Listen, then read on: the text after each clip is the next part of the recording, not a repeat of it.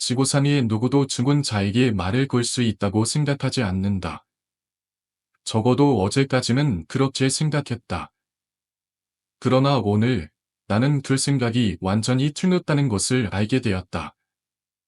모두들 인드폰이라는 것에 대해 들어본 적이 있을까? 인드폰은 오래된 회전 전화기가 있는 긴 전화부스로 구성되어 있는데 보통 정원이나 다른 평화로운 장소에 설치되어 있다.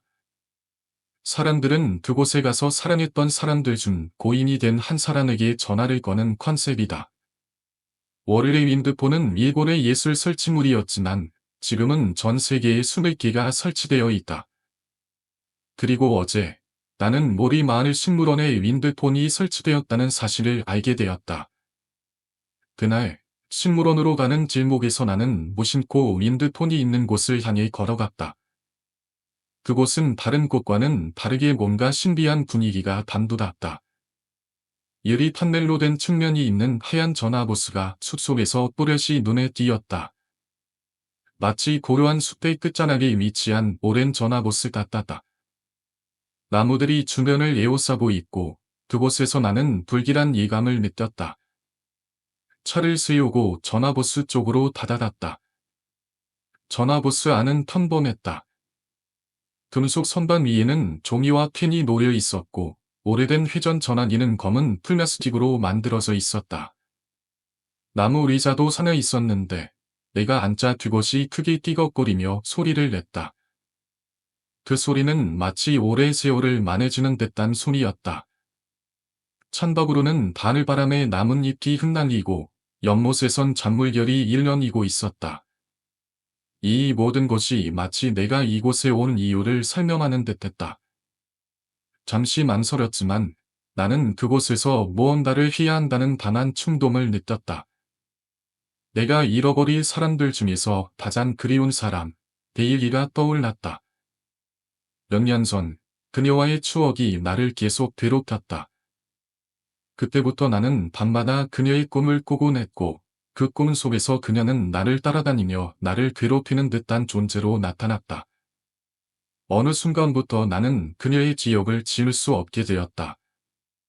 그 모든 일이 일어난 지 벌써 10년이 넘었지만 그녀는 여전히 내 머릿속에 살아 있었다. 그리움과 죄책감이 뒤섞인 마음으로 나는 전화기를 들었다. 그리고 그녀에게 말하려고 했다. 데일리, 나야.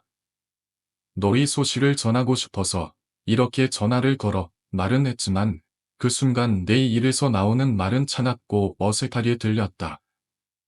그렇게 오래된 추억들이 내 앞에서 무너져 내리는 것만 같았다. 그날, 기억해. 나는 말을 이어갔다.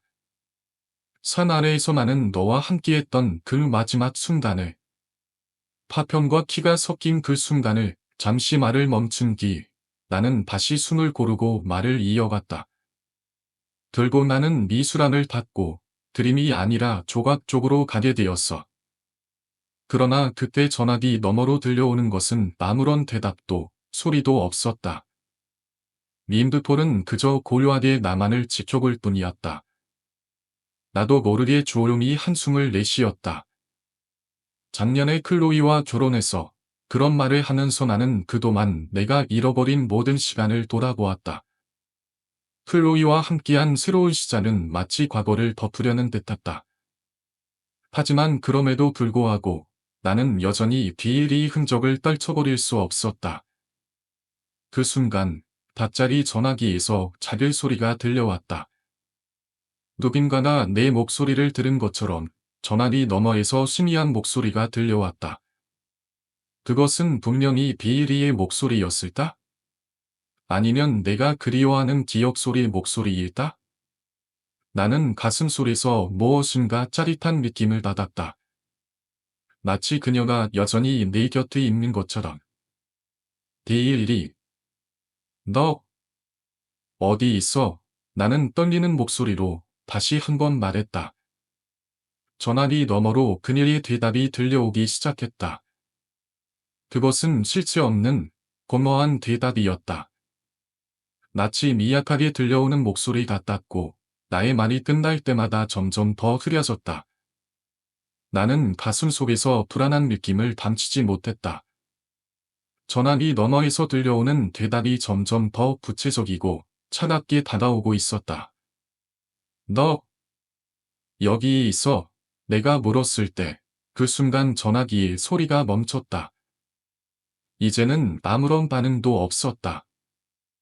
내가 손을 떼자 전화기 속에서 더 이상 소리도 대답도 들려오지 않았다. 나는 자리에서 일어났고 뒤를 돌아보았다. 어두운 숲 속에서 무엇인가가 나를 지켜보고 있다는 느낌이 들었다. 마치 눈이 나를 따라오는 것처럼. 그 순간 나는 그 전화 보스가 인드톤이 아니었다는 것을 깨달았다. 그곳은 내가 원하는 대로 죽은 저와 소통할 수 있는 곳이 아니다. 내가 계속해서 그녀를 그리워하고 있다는 것을 확인하는 곳이었음을 알게 되었다. 내일이는 정말 떠난 곳일까? 아니면 아직 내 곁에 남아 있었을까? 이 질문은 이제 나를 끊임없이 괴롭히며 나는 앞으로도 그 답을 찾을 수 있을지 모르겠다. 그때 나는 예전에 함께 자주 다녔던 하이포인트 공항을 떠올렸다. 그곳에서 우리는 자주 바위 위로 올라가서 마을을 한눈에 내려다보곤 했었다. 그 바위에서 바라본 풍경은 정말 멋졌고 마을이 작고 평화로워 보였다. 그때 우리는 사람들의 발걸음을 지켜보면서 몇 시간이고 맘만히 앉아 있었지. 말을 하면서도 그때 이 시간이 얼마나 좋았는지 느껴지기 시작했다. 하지만 지금 나는 그 시절로 다시 돌아가고 싶다는 마음이 들었다. 그 시절이 그리워지면서 마음 한 구석이 무겁게 내려앉았다. 말하고 나서 나도 모르게 한숨이 나왔다. 소화기를 내려놓으려고 했을 때 그때였다. 전화기에서 희미한 숨소리가 들려왔다. 나는 숨장이 벌컥 내려앉는 느낌을 받았다. 놀라서 다시 수화기를 귀에 대고 말했다. 게일리.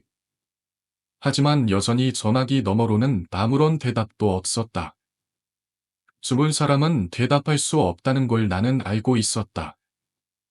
비숨이 존재하지 않는다고 믿었기에 분명 나는 잘못된 것일 거라고 생각했다. 하지만 그 순간 내 눈에 눈물이 고였다.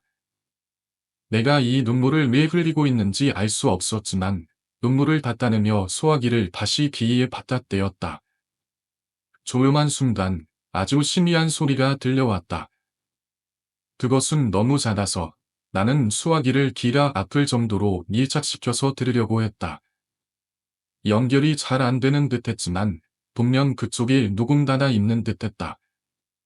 나는 숨까지 참으면서 입는 힘을 다해 그 소리를 들으려 애썼다. 내 가슴이 조근거리는 소리까지 들렸다. 정말 그녀의 목소리였을까? 혹시 미조보드나 무덤에서 사름하는 사람의 속삭임이 들린다는 이야기처럼 내일이도 잠시 전화기 너머에서 내게 말을 건네고 있는 걸까? 그때 다시 손던 전화기 너머에서 소리가 들려왔다. 이번엔 더 가까운 차분한 신음소리였다. 나는 순간 몸이 얼어붙은 듯한 느낌을 받았다. 가슴 속에서 모든 것이 멈추는 것 같다. 그 소리는 나를 떨게 만들었고 숨이 막힐 듯한 긴장감이 나를 휘감았다. 더 이상 아무런 말도 할 수 없었고 그저 눈만 크게 뜬 채로 그 소리를 들었다. 잠시 후 모든 것이 정적 속에 잠겨버렸다. 나는 떨리는 손으로 소화기를 귀에 대고 숨을 죽였다. 이건 도대체 어떻게 된 일일까? 내가 지금 꿈을 꾸고 있는 건 아닐까? 나는 두려운 마음으로 볼을 꼬집어 보았다. 그 순간 아픔이 느껴지며 꿈이라는 생각이 사라졌다. 이건 분명 현실이었다. 도대체 무엇이 일어나고 있는 걸까? 정말 데일리가 내게 말을 건네고 있는 걸까? 하지만 그 후 전화기 너머로는 다시 아무런 소리도 들려오지 않았다. 그때 나는 고개를 들고 오심코 눈가에서 떨어지는 눈물을 느꼈다. 내가 왜 울고 있는 걸까? 그녀의 목소리가 정말로 들린 걸까? 아니면 이 모든 것이 나의 상상일까? 전화기 속에서 그녀의 목소리는 이제 들려오지 않았지만 그 신비로운 느낌은 여전히 내 곁에 남아 있었다. 그 순간 나는 확신했다. 이건 단순한 꿈도 상상도 아니었다. 무언가 더 깊은 것이 나를 기다리고 있었다. 그 무엇인지는 알 수 없지만 나는 지금도 여전히 그 순간을 잊을 수 없다. 기억 저편에 잠들어 있던 모든 기억이 서서히 떠오르기 시작했다. 늦은 밤, 우리는 몇 시간 동안 함께 나누었던 대화들, 그리고 우리의 미래에 대해 꿈꾸었던 이야기들이 마음속에서 선명히 재현되었다. 그때의 따뜻한 느낌들이 어렴풋하게 다시 떠올랐다. 그러나 그 순간, 내가 듣게 된 6단어는 모든 것을 바꾸었다. 수화기 건너편에서 들려온 목소리는 너무나 선명했고, 그 목소리는 예전의 승연함을 잃어버린 채 분노로 가득 차 있었다. 그녀는 매우 하는 것처럼 들렸다. 나는 그 말을 들으며 온몸이 차갑게 식어가는 느낌을 받았다. 그 목소리 속에 담겨 있는 것은 차란이나 연민이 아니라 순수한 분노였다. 갑자기 수화기를 놓칠 뻔했다. 데일 2. 지금 그녀가 말하는 그 단어는 내 머릿속을 단파했다. 순간 정적이 흐른 소 다시 그녀의 목소리가 들렸다. 그러나 이번에는 그 목소리가 간헐적으로 들려왔다. 마치 물속에서 들리는 것처럼 신기하고 흐릿하게, 그럼에도 나는 그 말들을 완벽하게 이해할 수 있었다. 그 말을 듣는 순간 내 피가 얼굴에서 빠져나가는 것 같은 느낌을 받았다. 나는 순간적으로 어두워지는 정원을 바라보았다. 나뭇잎들이 바람에 휘날리며 기괴하게 움직였고 그림자들이 이상한 방식으로 흔들리고 있었다. 잠시 후 기울어진 단풍나무 뒤에서 누군가를 쳐다보는 여성의 그림자가 보이는 것 같다. 그 순간 온몸에 소름이 돋았다.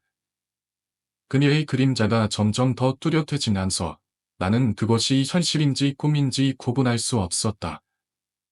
문득 내 마음속에서 한 가지 생각이 떠올랐다.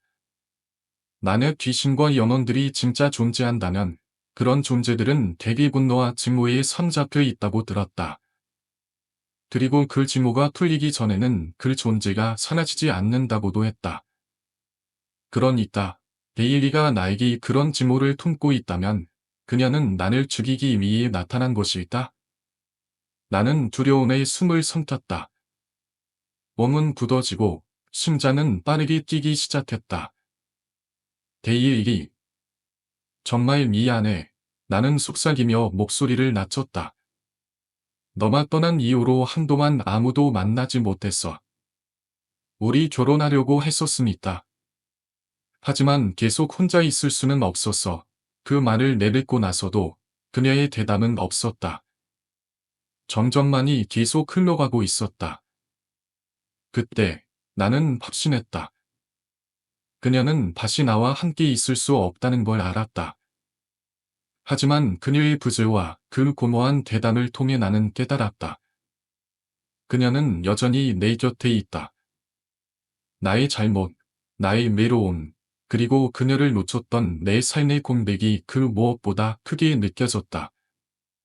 이제 내가 해야 할 일은 이 모든 불완전함을 마주하는 것뿐이었다. 그 순간 전화기 너머로 들려오는 목소리가 나를 얼어붙게 만들었다. 데일리의 목소리였다. 하지만 이번에는 예전처럼 따뜻하지 않았고 그 대신 긴장감과 두려움이 묻어 있었다. 지렸다고 나는 입을 열어 물었다. 누군가나 데일리를 지렸다고. 그 순간 온몸에 찬 기론이 돌았다. 나를 겨누는 그녀의 목소리는 다시 반복되었고 나는 그 말을 제대로 듣고 있었다. 클로이가 날 지렸어요. 조심해요. 그 한마디가 내 심장을 찔렀다. 그 말을 듣고 나서 나는 그 자리에 그대로 주저앉았다. 눈물이 흐르며 손은 떨렸고 심장은 너무 빠르게 뛰어서 숨을 제대로 쉴 수가 없었다. 데일리의 죽음에 대한 진실이 목소리로 들려오면서 내가 잃어버린 시간과 그녀와의 관계가 떠오르기 시작했다. 그녀와 고등학교 졸업 후 친구들과 함께 파티를 했고, 하이포인트 파크 근처 산에서 내려오던 길에 교통사고로 죽었다는 사실을 나는 이제서야 떠올렸다. 그 사고는 클로이가 운전 중이었고, 브레이크가 제대로 작동하지 않아 일어난 일이었다. 그때 파티에 있던 친구들 중 한 명이 바로 클로이였다. 나는 그때까지 아무것도 몰랐다. 그리고 이제서야 그녀가 내게 전하려 했던 경고의 의미를 알게 된 것 같다. 클로이가 비일리를 지렸다는 사실을 알리려 했던 걸까? 하지만 왜 그녀가 그런 말을 했을까? 그 진실을 알게 된 후, 내 마음 속에서 떨림이 멈추지 않았다. 나는 다시 전화기를 들었지만 아무리 기다려도 더 이상 아무 소리도 들리지 않았다. 점점만이 계속 흐르고 있었다. 그때 나는 문득 깨달았다. 그 모든 것은 내가 지나쳐 온 삶의 일부였고, 내가 베일리에게 했던 약속과 그 후의 선택들이 이제는 되돌릴 수 없는 결과로 돌아온 것처럼 느껴졌다. 그녀의 염원은 여전히 내게 무언가를 전하려 했던 것일까? 아니면 내 선택이 그녀를 죽음으로 내몰았다는 죄책감에 시달리는 것일까?